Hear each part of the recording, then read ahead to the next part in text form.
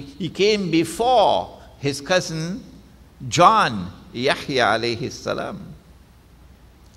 And Yahya alayhi salam said, here he is, this is the man you've been waiting for. This is the Messiah.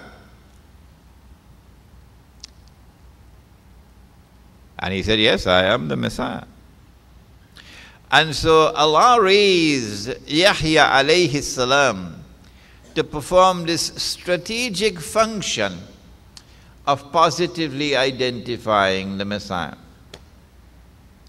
And when the Messiah is to return, then Allah does the same thing a second time, and history repeats itself very logically. Allah raises the Imam Al-Mahdi, and his role it is to repeat what John Yahya alayhi salam did. When Nabi Isa alayhi salam comes down from the heavens with his hands resting on the wings of two angels, he will come down in front of Imam Al-Mahdi. And the Imam will point to him and say, here he is, this is the son of Mary. Positive identification. The enemy is testing us, and the enemy also seeks to realize that objective where the false Messiah could rub his hands and say, mission accomplished. How can he do this? How can he liberate the Holy Land for the Jews? How can he bring the Jews back to the Holy Land to reclaim it as their own? How can he restore a state of Israel in the Holy Land, an imposter state of Israel? And how can he cause that Israel to become the ruling state in the world? Up to this day, my colleagues, my peers, scholars of international relations, people with whom I studied, up to this day they refuse. They say, Imran, you're dreaming. That could never happen. That Israel could become the ruling state in the world. How can they do this? Well, a good place to start, if you want to incapacitate Islam, if you want to weaken and paralyze Muslims, a good place to start is to cut off the head. Cut off the head. And when the head is cut off, the body ain't nowhere going. And so they took aim at the Khilafah. And in the process of taking aim at the Khilafah, they were also able to liberate the Holy Land. It was the summer of 1914. There were 6 major powers in Europe. And there was a dark horse across the continent, a place called United States of America, which does not yet emerge as a power.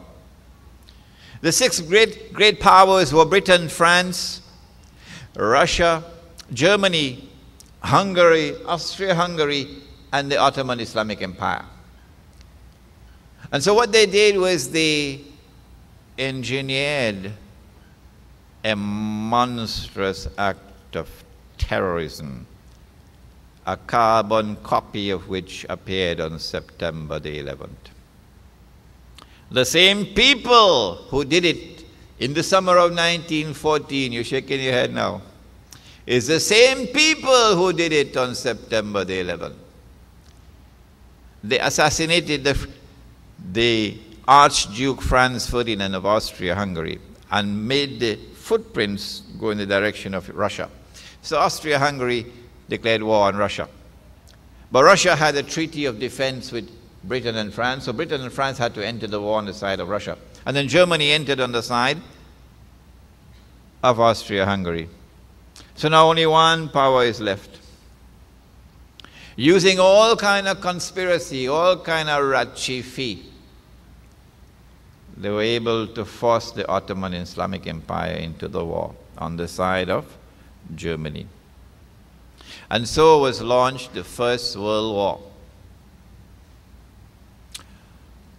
Once the war was launched, Britain had as one of her primary goals to seek to deprive the Ottoman Islamic Empire of the capacity to wage jihad, to mobilize Muslims from all around the world into the war.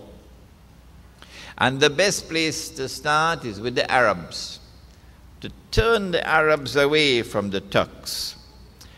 And the best way to deprive the Khilafah in Istanbul, the Khalifa in Istanbul, of his moral authority as Amir al-Mu'mineen, is to seek to take away Makkah from him, take away the Kaaba from him, take away the Hajj from him. If you are Khalifa and you don't control the Hajj, what kind of Khalifa are you?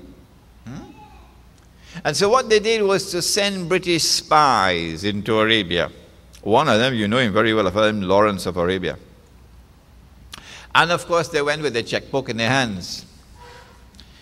And at that time, as this time, every man had his price. Some of them you could buy with a small check when election time come. And some of them you had to buy them with a bigger check. Huh? Yes. So he went, Lawrence of Arabia went to the Sharif of Mecca. All of this history is in this book, so I don't have to tell it to you. The Caliphate, the Hijaz, and the Saudi Wahhabi nation state. And he offered the Sharif of Mecca, who was the great-great-grandfather of the present king of Jordan, a check for 7 million sterling pound. That's a lot of money now, you know. If you would break your links with the Khalifa, with the Amir al-Mu'mineen, declare yourself independent from him, and become an ally of us. And Sharif Hosein accepted the money. Yes. 7 million pounds. And then he reneged from his bay'ah with the Khalifa in Istanbul. The Turks never used Turkish troops in Mecca to guard Mecca. They left it to Arab troops. But the Turks used a Turkish garrison to defend Medina. And for the life of me, I still can't understand why. Is it because that they had some strange, mystical love for Nabi Muhammad alayhi salatu wasalam? The Turkish soldiers had to guard Medina, but not Mecca. As soon as Sharif al-Hussein broke ranks with the Khilafah in Istanbul, and Mecca became independent of the Khilafah, the Khalifa no longer controls the Hajj. The Khalifa no longer controls the Kaaba, the Haram. It was a mortal blow to his legitimacy and to his authority. Imagine, you know the fellow who was in Afghanistan, Mullah Omar, Taliban leader? Shake your head a little bit, man. And some people were saying that Mullah Omar should be recognized as the Caliph, the Khalifa. Yeah.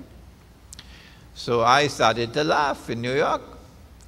I said, well, suppose the Khalifa want to perform Hajj, Mullah Omar. I send his passport to the Saudi consulate. You are the Khalifa? We recognize you as the Khalifa? Amir al-Mu'mineen? And you want to perform Hajj? Yeah, send your passport to the Saudi consulate. And suppose the Saudi consulate is stamped no visa for you, you can't perform the Hajj. What kind of Khalifa are you? Huh? This is to get you to understand in a more dramatic way that in order for you to achieve legitimacy as Khalifa, political legitimacy, practical legitimacy, you must have control over the Haram. You must have control over the Hajj. The British were diabolically clever in their diplomacy. They still are very clever people. Diabolically clever. They didn't put all their eggs in one basket. Yeah? So while they negotiated with Sharif al-Hussein for a check of £7 million, and they got him on their side. They went to his rival. His rival was a Saudi Wahhabi leader with a religious movement opposed to Sharif al-Hussein, the Wahhabi movement.